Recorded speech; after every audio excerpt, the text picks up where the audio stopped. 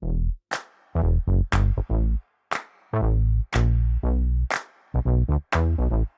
welcome, everybody. I'm joined today by the gorgeous Heidi Cole. Heidi Cole, from one of her wonderful clients, is known as the CFA Career Whisperer. Do you remember that on your website, Heidi? I love that. I'm going to adopt that as my new name. It's brilliant. It's great. Well, Heidi has such an amazing, eclectic career. Started off on the catwalk, became a TV presenter, and got into VIP flying for the very rich and famous, and has, in the last few years, set up an amazing confidence coaching program for cabin flight attendants, for corporate flight attendants. And she's doing amazing things. She's speaking all around the world and changing people's lives. And it's such a delight to have you here, Heidi. Thanks so much. What an accolade. I'm like, wow, that sounds amazing. I don't think it's quite as glamorous as that, but yeah, I'm still sort of starting out, but it's been an incredible journey already so far. Yeah. Well, that's the classic humility, which is the thing I picked up from you to begin with. So give us a little bit of a background. Give us a bio of where you started to and how you got to where you are today. Yeah, absolutely. So I guess even when I started modeling and obviously not understanding a great deal about myself, but I think what really excited me about modeling was the fact that, you know, I could literally escape my hometown and start traveling and go to places that I'd only ever seen on a map before in my geography class. And that was so exciting. So that's what started to happen at the age of 17. And I was living out in Japan on and off for quite some time. That was an incredible and quite an unusual experience for me. And then I got to that was a whole journey in itself. And then I'd say when I got to about the age of 26, 27, already back then, because I was modeling, you know, in the 80s, I was, sort of late 80s, early 90s. I was finding that even the kinds of jobs that I was getting then, they were depicting me as some some old kind of, sort of married woman, whatever it was, or some grandma, and they were giving me like vacuum cleaner jobs and all sorts of things, and I thought, oh, where's the glamour gone? So that was when I thought, well, what I love is the traveling. And that's when I at the time, that's where I'd always wanted to join Virgin Atlantic. And I remember I thought I've got to get in before the cut-off age because it doesn't really exist so much anymore. Things have moved on quite considerably from then. But the cut-off age was 27. And I was about 26 and a half. And I thought, right, it's now or never. And that's when I got into Virgin Atlantic. And it was just an incredible experience. And I've got friends from then that I still have now. And I think it's just you. I don't know, sorry, I'm probably shooting off on so many different tangents, but I felt like, growing up and having all of these, feeling actually quite different as a person in general and feeling quite alienated. And then when I joined as crew, I was like, here's my people. I feel normal again, And over the years and my learnings, I just realized that it's because we all share not the same values per se, but the same drivers, the things that make us want to get up and go and work, where if we didn't have to earn money, this is the kind of experience that we want to create in life. So I just met a whole other world of people that had the same kind of drivers. So I found a real kind of affinity with those people. So I kind of felt like, I belong somewhere. And then it was about 5 years into Virgin Atlantic, and then I moved into Corporate Aviation. And it was a huge shift because I thought, well, I've been working on an aircraft. It'll just be an easy sort of gravitation into that. But I mean, the only similarity was working in a tube in the air and jet lag. That was it. Everything else was completely different. And I started working for a royal family, and my eyes were completely opened. I couldn't believe the levels of grandeur, the amount of food that we had on board as just in case, and the levels of luxury and experience that we were creating and what could be created. And that sort of then became my sort of norm and default, and that sort of moved me on from working there. And then I was very lucky because that was my starter job. I found that was quite highly revered when I was applying to other companies, and then people would seek me out, and it just kind of moved on from there, really. So yeah. Oh, sorry, and I forgot to mention, during my time as I moved forwards, when I was living in Dubai for a while, that's when I became a TV presenter as well. Gosh, that was an incredible thing in itself. It was one of my dream things to ever do. And I remember I did a show reel, and when I was doing the show reel and interviewing people, and the camera guys and the director said, "Wow, you're really, really good at this, and you're going to go really far." And I was like, "Great." I remember sending out my show reel and just getting constant no's. And I had 10 rejections. And I thought, right, that's it. I literally, my ego could not take another rejection. I thought, well, I'm clearly crap at this, so let's forget about it. And then as the years have gone on, I've seen other people that have succeeded in all kinds of things. And they've had 130 rejections, and then on the 131st, they got a yes. And that catapulted them into whatever they wanted to do. So yeah, so it's quite interesting. But I wasn't going to give up. And again, I went on this website where all these sort of opportunities were posted, and I found one up in Birmingham, and they were looking for a pet show presenter. And I thought, yeah, I could do that. And part of that, you had to send in a little piece to camera. So I just spoke to the camera, and then they invited me for an audition. And as part of the audition, you had to learn like a 2-minute piece and then go to the audition and present it to the camera.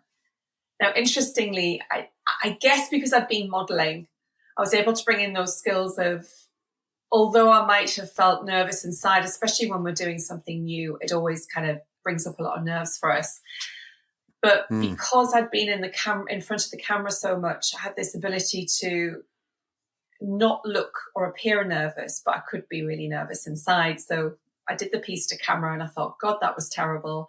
I was so nervous inside. And they said, wow, you just come across so confidently. And I thought, well, I didn't feel like that. And anyway, I was offered the opportunity, and I couldn't believe it. And I thought, oh my God, I'm going to be a presenter. This is amazing. And my partner at the time was like, oh my God, that's amazing. His first question was, what will you get paid? And I said, I don't know. I didn't even ask. And I was just so happy to have the experience. And then I wrote to them and said, oh, by the way, what will the salary be? And they said, oh, no, you've competed against 5 other hopefuls. This is an internship. You're really lucky to have this. And I thought, actually, it doesn't matter that I'm not being paid. This is an incredible opportunity. And, it really was. It was kind of like going to TV presenting school, where I arrived, and they said, okay, we want you to select 12 different types of animals that could be pets potentially, and make 12 different episodes. I was like, okay, I'll just throw myself in. Let's see what I can do. So I started ringing around all these animal charities, telling them what I was doing. And I said, this show will really raise awareness for the plight of the animals you're taking care of. And they were all on board. It was great. And it was getting to the point where I was running out of animals that could potentially be pets. So I was going down the chicken route, ex-race horses that were going for, pet food and things like that. And that was a really lovely one, actually, with ex-race horses. And then pet ferrets. So it was all kinds of stuff. But this was really priming me to really get used to sort of going out there and creating a story, something compelling. But I think what was really helpful was that although I hadn't really had a great deal of training in this stuff back then, I was very aware that a big part of me getting a good interview was being able to help the person I was interviewing to relax. Because this funny thing would happen, and of course I was so used to having a camera in front of me, but people that aren't, a camera comes up and it's like, oh God, and this person just changes into, and I thought, oh God, I'm not going to get a very good interview like this, and that's not going to be great for either of us. So a huge part of that was, actually just look at me, we're just going to have a conversation, and I'm just going to ask you a few questions. And And I could see that, like, and then I was always able to get a really good interview. And I think that was half the battle. It wasn't that I was a particularly gifted presenter. It's just that I was able to help them to relax. And from that place, we're able to get something that kind of really worked, you know. So so I was a presenter for a while, loved it. And unfortunately, the financial crash happened and station folded, but I knew that was something that I loved to do as well. So Brilliant. I mean, that's obviously fed into what you're doing now as a life coach, as a confidence coach. All those skills have built you to that stage of knowing what it feels like to be on the stage, as it were. I mean, it's interesting, isn't it? So the way I kind of picture that is that you were probably pretty much very on your own as a catwalk model, or, you know, and all the modeling things that you're doing. It was you, the camera was on you, weren't really inclusive of anybody else. But then you go to Virgin and everybody is heading in the same direction. That whole team are heading in the direction. It's not just you on the pinnacle and everyone else supporting you to do that. But then going back to being in the back of a VIP aeroplane with billionaires and different cultures, and taking those skills in for soothing, that effectively you learned to soothe your interview guests from the TV program to make them feel comfortable. And actually, just the way you were talking there, your voice came down, I noticed, and it was very sort of nurturing, compassionate, empathetic, understanding. And I can see why, you know, you've taken that on to where you are now. So through the billionaire's cabin and giving them a great service, but helping them feel relaxed and comfortable. You also have that very unique, excuse me, that very unique role, as I call it. You have the sandwich role in the VIP jet world, because you've got those very demanding customers in the back. You have to put on a whacking great show the whole time. And then you've got us idiots in the front of the aeroplane who are dinging the bell, asking for teas and coffees and VIP meals and things like that. And you've got to keep us all happy. It's a very unique skill. And I think it's one of those things that does not get mentioned enough. So just interestingly, because you were telling me the story of how you got into the coaching, which I think is really good. So it sounds as though, you know, you built this great confident position, but the reason you got into the coaching was because of a turbulent time during COVID, when you thought, oh gosh, I'm not sure I'm worthy of something. Tell us that story. Yeah, absolutely. So I think, actually, just touching back on the modeling aspect, I think every experience that we have in life, we're just kind of trying to get to a place of finding out what we want and what we don't want. And we kind of figure that out through various experiences. And I think the modeling experience for me was quite pivotal in itself, because of course it's very much based on how we look, and that is it. And it's this one-dimensional aspect of us. But yet all of the, everybody's focus and attention is just on that one dimension of us. And I remember feeling incredibly empty and just disconnected, which I wouldn't have even known what that term was at the time. But I felt very alone, very just miserable, actually.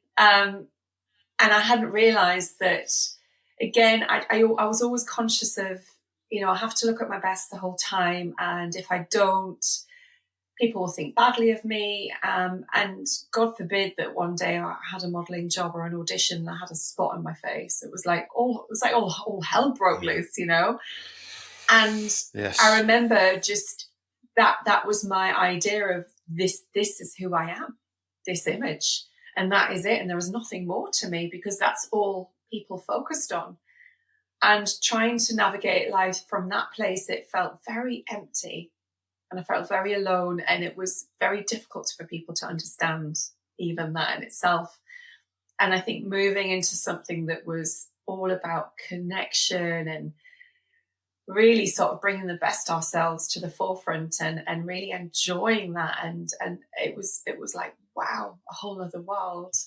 And although the financial aspect wasn't there, because we know as commercial cabin crew, we're not paid particularly well, I wasn't there for that. It was the feeling that I got from it and the feeling that I was able to create. And then when I got all of these wonderful occasionally I get these wonderful letters where people would actually take the time to handwrite a letter, because these are back in handwriting days, actually write into an airline to say what a difference I've made to their journey or their honeymoon or whatever it was. And it was just simply by just being myself. And I thought, wow, maybe this is who I am. And it was like a journey of getting to know who I was. And then I thought I was getting a pretty good idea of who I was. And, over the years, I've been in and out of sort of therapy for various things. And I thought, yeah, I'm getting a really good understanding as to who I am. And then COVID hit and I thought, oh my God, I've got no idea who I am. And that was because I remember not having a career anymore, let alone a job, and not knowing what was going to happen to the world, and even if I was going to get a job again. And thinking, where I would talk to people, and the first thing people would say is, hi, what's your name? And what do you do? Never mind even where do you come from, but what do you do? And I was like, I'm Heidi, and I don't do anything anymore because I can't. And I don't know who I am. So I realized that actually I had this false sense of confidence that was actually tied to what I do for a living, not who I am. And that was, I was like, oh my God, I feel even more lost than ever, because I had no kind of rock to cling to have a sense of who I was. I had no idea. And that sent me on this whole other journey that has been the most life-changing journey. And it was on the back of, they always say our biggest breakthrough is on the other side of our biggest breakdown. And that was very much what happened during COVID for me. And again, I feel that for other flight crew out there, no matter what we do in the industry, I think we were hit so much harder than others. And I know many people might disagree with me, but given that my understanding of what draws us to this industry, or that we all have the same drivers, not values, but drivers, again, things that drive us, that freedom, connection, travel and adventure, those drivers that make us who we are, we had access to none of that during COVID. So, some people only lost a few things that would drive them, but we lost everything. And I think that's why it was just super hard for us. It hit me particularly hard. I don't know about everybody else, but for me, it was a shocker time, getting up at 4 p.m. in the afternoon, not wanting to face the rest of the day, what was even left of the day. And I'd say, although I didn't go to a doctor, I was probably had borderline depression. And I felt very lost. And I thought, actually, I need support with this. And it was, it was really just to find myself again. But from that, so much has happened and it's been just incredible. So anybody that's going through a breakdown of sorts, it's actually I feel like it's just breaking down a structure that wasn't really real in the first place to kind of get us closer to being who we are. And I feel like that happens. It's not to be feared. It's just that it's deconstructing something that probably needed to be deconstructed so that we actually can head in the right direction. So, I think it's just a societal viewpoint sometimes that, it's such a bad thing, but I don't think it is. I think it's one of the greatest gifts, actually. It's a brilliant message. The word that loads of words I picked up there, but freedom, you mentioned freedom as one of them. And therein lies the problem, is that our value is we often base our value on what other people expect, what other people expect, what we think is going to please somebody else, but we're not actually free because it's really dependent on their validation rather than us being completely open to who we are and what we want and what our value system are. And I think you're right, to have, as you say, my sister uses that, you need to have a breakdown to break through. A lot of people isolate themselves, very lonely. You mentioned that. It's a big killer. We have big problems with depression. We have big problems with suicide in the world, in the country. Very easy just to think I'm on my own here and become completely isolated, and it's terrible. But what I love about it is the fact that you acknowledged you needed some help. Yes. Yeah. And so where did you go to? I found an incredible mentor online. I had the most profound experience as to how I found her in the first place. It's just a ridiculous story, but it's how it happened. But it really, I trusted my intuition in that moment and I went with it.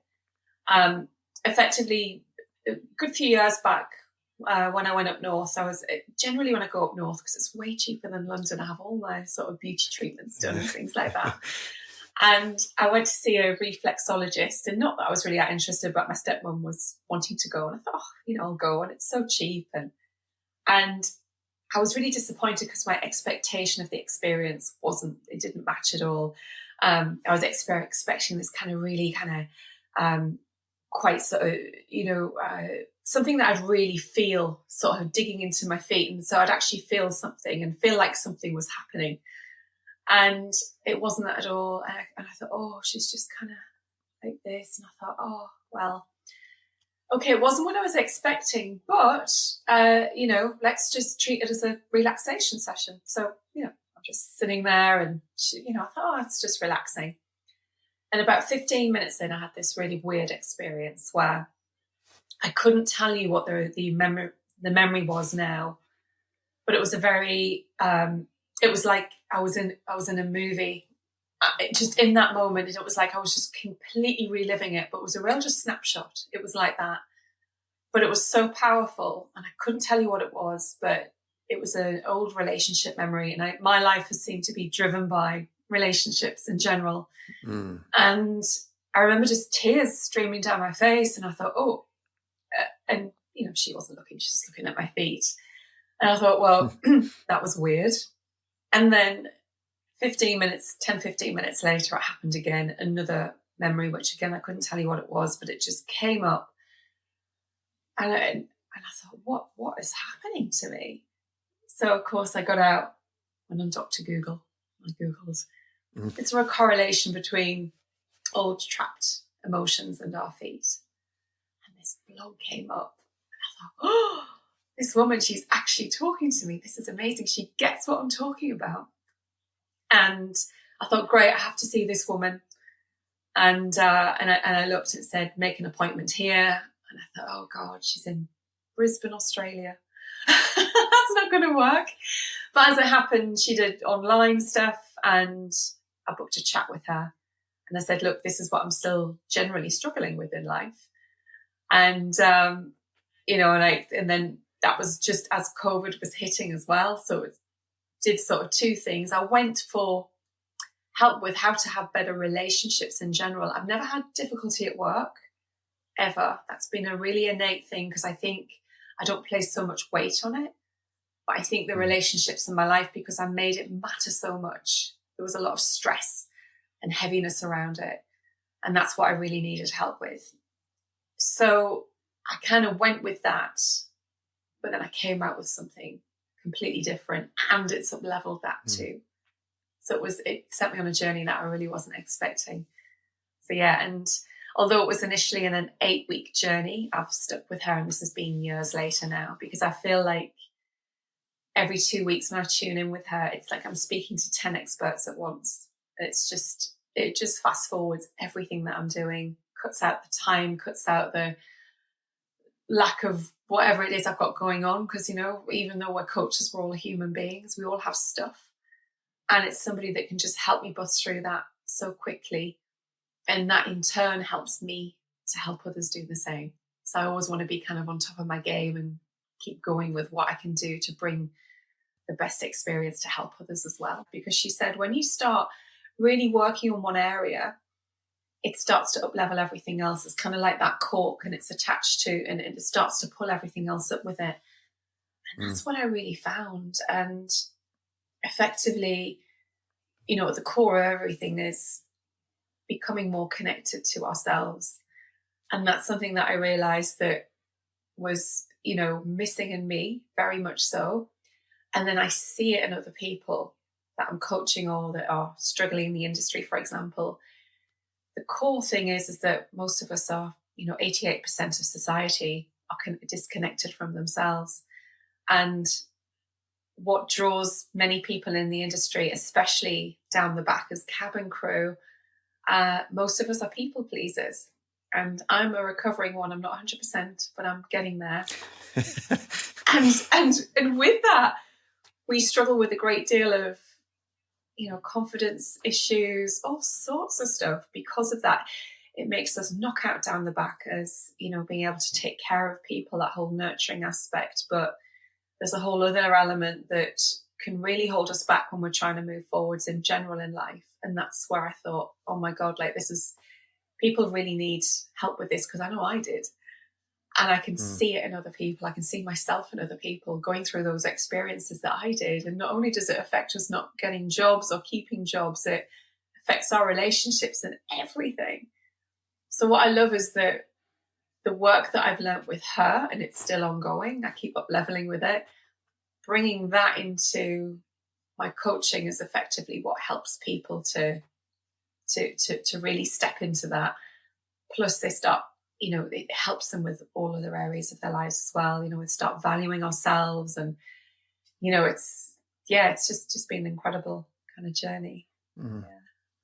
Yeah, it's a lovely message, isn't it? I think for me, it's very easy, and you've done similar thing to me. I'm a people pleaser inherently. We needed to do for our evolutionary purpose, didn't we? We always talk about this, is that we need to be cute to our mum and dad when we were born. Otherwise, the pain of childbirth would be like, well, let's get rid of you. You're too much of an effort. Let's leave you for the lions to eat.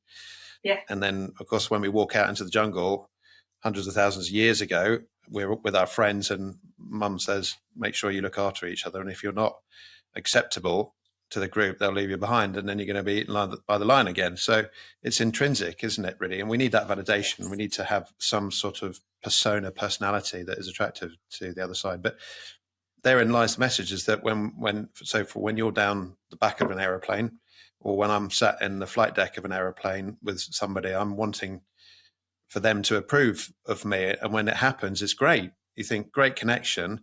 And you think, that's great. But of course, you come back the next day and something has happened. You've got a different person there, or that person is feeling under confident or not happy because of something that's going on in their life, and they behave in a totally different way. And then we become completely emotionally hijacked by that contrast. What have I done? And we take it personally. What have I done that's not good enough?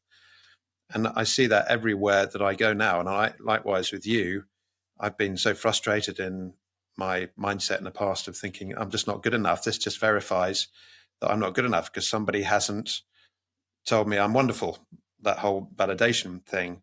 And then my journey over the years, like you, I'm not afraid to go and see somebody professional. I think, why wouldn't anybody spend however much money it is an hour to talk about yourself? I mean, it's bloody obvious, really. But yeah, there's the whole kind of shame thing. It's like, yeah, I feel like, if somebody's spent years and years studying this stuff inside and out and has invested in themselves to understand that, it's like, why wouldn't you? I don't have 12 years necessarily to understand all of that stuff. I want to go to somebody that just knows it and can get to the crux and can actually help me with it. And then I can start to see really amazing shifts and changes in my life. I just think, how long are we here for? We don't even know.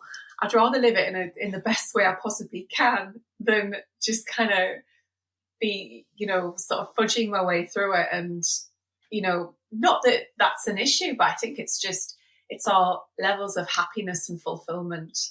And that's what understanding ourselves better and being able to be way more ourselves and in touch with ourselves actually ripples out from that. Like, that's where we can create a much more fulfilling life in general. It's like, I wouldn't, if I had a heart problem, I'm not going to go to a regular doctor. I'm going to go to somebody that is actually an expert and has studied this. Whether they're studying the heart or the mind, it's like, why wouldn't you? So I always share this because I want to break the stigma of, what is the issue with that? And there's no shame. It's actually a courageous thing to do, and it's something that I think the more we talk about it, the more others will feel, maybe that's something I can do. And there is only good that can come from it. Only good. Yeah. That's a wonderful thing to hear. And I think, from my point of view, being a male that hasn't been conditioned or socialized to talk about feelings, we're there as an operating system to be tough as you like, to go out and absolutely no mercy. We needed that in the past, of course. the ladies needed to be much more empathetic to nurture the children and things like that. And times are changing now. So I really intend to change things. So if you look at the statistics, which I mention quite often, in the UK alone, 76% of people who take their own lives are men because they isolate themselves big time. Whereas ladies tend to, because they've been brought up to be more empathetic, they have that intrinsically, they tend to reach out a little bit more and talk. And I think this is incredibly important. We cannot survive without each other. Yet when we have these problems psychologically, there's some, I mean, you have a bad toe, like you said, you go to a doctor, you go to a heart surgeon. If you've got something that's you don't quite understand inside, they're not going to just say there, and here's some people go for the pill and some people go for the quick cut. Let's have a new heart and you're fine. But if you continue to eat sugar and you continue to sit and watch Netflix all day, the chances are that heart's going to go as well. So there has to be some sort of accountability there. And I think this is the thing I learned in my coaching training, is to stop the advice monster, which blokes are particularly geared towards, because that's where our value is. I'm going to offer you something here, and if you don't accept it, then it shows I'm not worth anything at all. And then we become emotionally hijacked, and then you have to go into overdrive to try and please more, and then we become even more unhappy, and then we become defensive and then resentful, and it leads into anger and things like that. But at the end of the day, the coaching thing is, and I know this is what's happened to you, is that I've so benefited when somebody makes me accountable for myself. Is like, they're not telling me what to do. I'm finding the answers out for myself, but they're just opening up those channels for me to find. And it's hard work. And blimey, I come off some of the coaching calls I've had, and I've been to psychotherapy as well to try and work out what's blocking me, because I love life so much. And I think I want to have every chance to experience those opportunities of that adventure, that discovery, that freedom. And as soon as I wasn't expecting something, I thought, geez, why didn't I imagine that this could be different? I think you said that, I wasn't expecting that, because we limit our imaginations a little bit. I think this is the power of coaching. And the way you come across is because on CV, which you talk a lot about in your coaching, you can stick all the words in, VVIP and super high performance, super high communication, all the rest of it. But that's just words that everybody's putting across. We're not actually putting across our unique self. We're not able to project our unique personalities of confidence inside. So, yeah, I mean, having learnt it yourself, how do you go about talking to your clients to start that process of what is unique about you? How are you going to bring across something unique about you to bring confidence in other people about you? Yeah, absolutely. And I think this is such a key thing, because I think when we've done any degree of self-development work, or whatever that may look like, you start to get a sense of what your strengths may be. And many people that I work with have some degree, but we've been very much conditioned as a society to not champion ourselves, because all of the stories we were told, don't get ahead of yourself, and who do you think you are, and all of that stuff. So I find it when I'll do like an exercise and say, hey, so tell me some things about yourself that you're really proud of, and people will sit there and go, ooh. I'll say, okay, tell me a few things that you're not happy with about yourself, that you blah, blah, blah, blah, blah. There's a whole array of, and it's very easy for us to tap into what we're not happy with. And again, it's not that it's just that we've practiced that over and over, so that becomes our default. And when that is our default, where we then see life through that lens, we speak to life through that lens, it's like we're going to end up on that side of the street rather than the sunny side, And I think it's just a lot of times I'm just sort of helping to influence and change different habits, and then giving them my examples, because I feel that what has been great, reflecting back now on all of the kind of shitstorms that I've been through, I think, wow, like what a blessing, because actually me having experienced it, it doesn't really matter what people come to me with. I'm like, oh yeah, I think I've probably experienced some degree of that or something. And actually this is how I got through it. And then sometimes just them having that awareness. And something you just said about as well, I think there is a great deal of healing in the listening. I think that part of coaching as well is really being able to really fully listen and, take everything in, not just with our ears, but what is kind of coming up. We have to get quite quiet for that. But that in itself that's where we're really tuning into our presence. And that in itself is incredibly healing, even if we weren't to say anything. Mm. And that in itself can be so incredible.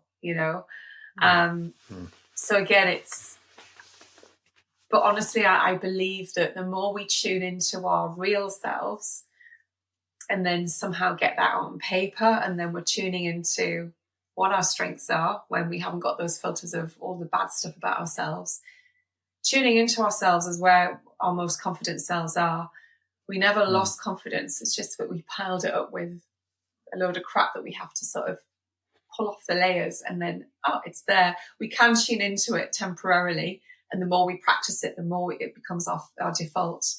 But that's often what I'm doing in my coaching sessions and group coaching in my programs and things like that. It's really talking about that stuff and normalizing that it's okay to feel like this and to think of things in that way. And I just want to show you a different way.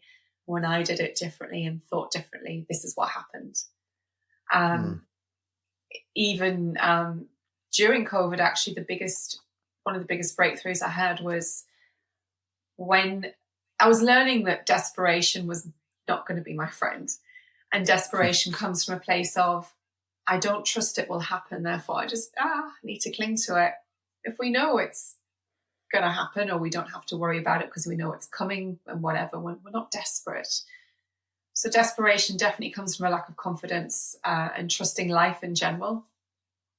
When I'd managed to lose the desperation about getting back into flying, because the more desperate I came, I couldn't get even the worst of jobs that I would never have applied for in a lifetime, but I was applying for them because I thought, shit, I just have to grab anything that comes up.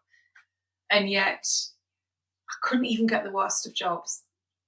And my confidence fell even lower, and I thought, oh my God. So I kind of had this reset of,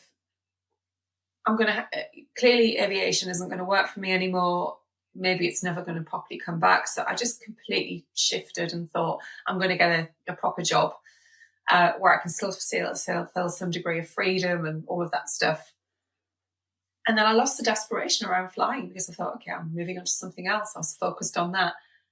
And then within 2 weeks of that, all of these, fantastic job offers started coming in. I thought, oh, it must be because the industry's changing and everybody's starting to work again. So I quickly checked back into the groups online, that are support groups, but actually during COVID, they just became groups of mass hysteria. Everybody's drama and worries and were just, magnified tenfold. And every time I checked into those groups, I actually felt sick. And I thought, I can't even be part of these groups. And I just checked in to see if everybody else was working, but no, it was still this like whirlpool of mass hysteria. And I thought, oh my God, the only thing I've done differently is lose the desperation. And these groups are groups of desperation right now. And I thought, oh my God, this energy thing is like, it's huge. It can't be seen, but it can be really felt. And it comes through that transmission comes through with everything, with our thoughts, how we might write something. Because when I'm checking through and I'm like, no, there's a bit of desperation in there, or there's that lack of confidence. And they're like, oh, really? I'm like, yeah, reword it like this or change that. And they're like, oh, okay. And then eventually they start to, think in that way and can see that for themselves. But yeah, that desperation it's such a repellent. And I've certainly had it in, when back in the day when I was desperate to find a partner, online dating, approaching that with any desperation. Oh my God, it's a disaster. And that's the thing, when you try to control situations, when you have this desperation around it, you can sometimes manage to get something, but it will never be right because it's come from that place of desperation. It just never works. So we've got to get to that place of confidence to align with the kind of whatever it is that we want to create. It's aligned with us being at our sort of best selves, really. And we've got to find a way to start aligning with that. So a lot of the work I do is really just helping with that, and then adding in some of the personalization as we go. So yeah, such a big subject, isn't it? It's such a big subject. We could be here all day, and this is why. Once you unearth this, once you realize what we didn't know, certainly every time I read a new book, I think it's extraordinary. I know less than I ever thought before, but that can be overwhelming, or it can be incredibly exciting. I think what I really liked you were saying there, and it goes back to my understanding of the nervous system. The sympathetic nervous system is the fight and fly system, and it's going to always be geared towards the negativity, because we needed to know when we were about to be eaten by a lion hundreds of thousands of years ago, when the weather was going to turn nasty on us. So we had to be ready, like a bird does now on a lawn. Yes. If you look at a bird and it's lovely in the morning, they're tweeting and having a great time, and isn't that beautiful robin sitting on the ground there? But that robin is absolutely, excuse my language, shitting itself, because it's come out of the nest. The babies are up there. The babies might be eaten by the eagle. They might be eaten by the eagle. They've got to keep vigilant, eat as many worms as possible, so they don't overload themselves. They don't put too much fuel on that they can't take off again. So it's all basically to do with the fight and fly thing. We've got to survive somehow here. Whereas, so we're inevitably geared towards that, aren't we? And we pile the negativities on there, but then we need to add to that smart brain, the mindset, the positive creative mindset, the neocortex that comes into play. But what I really liked was, I encourage my clients to do this, is that, and I coach cricket as well. Listen, guys, give me a debrief. Oh, well, I didn't bat very well. Oh, well, I was a bit, I wasn't feeling very well this morning. No. I want you to 5 minutes, give me everything that's positive about it.